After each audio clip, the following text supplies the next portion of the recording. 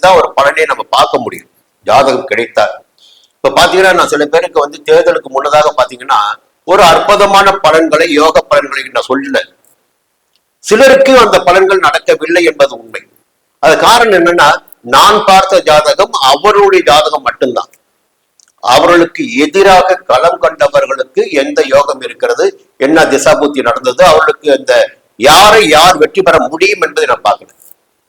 இந்த நேரத்தில் பாத்தீங்கன்னா ஒரு மிகப்பெரிய ஒரு ஸ்ட்ரகிள் பாத்தீங்கன்னா, முதல்வருக்கு தலைவலியாக மாறக்கூடியவர் உதயநிதி ஸ்டாலினாக இருப்பார். அதற்கு காரணம் முதல்வருடைய கடகராசிக்கு கேது வரப்போகிறார்.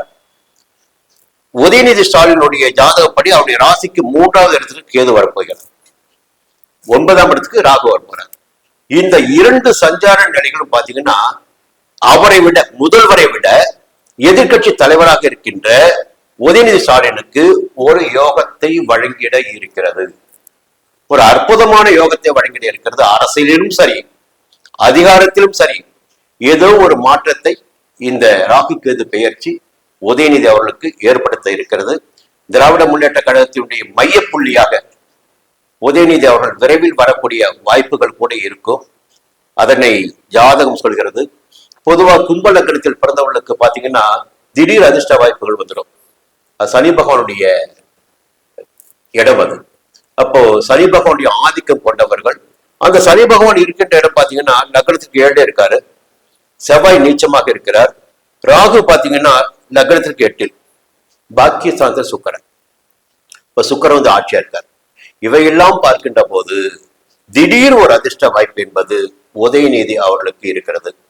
இப்போ 2 விஷயங்களை தேர்தலுக்கு முன்னாடி நம்ம பார்த்திருப்போம். விஜய் அவர்கள் பேசிய போது என்ன சொன்னார்னா, போட்டி என்பது தாவேகாவிற்கும் திமுகவிற்கும் மட்டும்தான் அப்படி ஒரு பேச்சு பேசினார். இப்ப பாத்தீங்கன்னா அந்த போட்டியினை ஏற்படுத்திடக்கூடிய சக்தியாக நவம்பர் 13க்கு பிறகு உதயநிதி அவர்கள் எழுந்து வருவார். இதுதான் ஜாதகத்துடைய இன்றைய நிலை.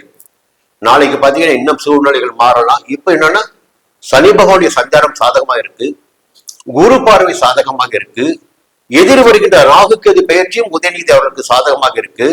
இந்த சாதகத்தின் காரணமாக தோல்வி அடைந்திருக்கிற திராவிட முன்னேற்ற கழகத்தை மீண்டும் வேகப்படுத்திடக்கூடிய, அரசியலில் வெற்றி பெறக்கூடிய நிலையினை உருவாக்குகின்ற சக்தியாக உதயநிதி அவர்கள் உருவெடுத்திட வாய்ப்பு இருக்கிறது.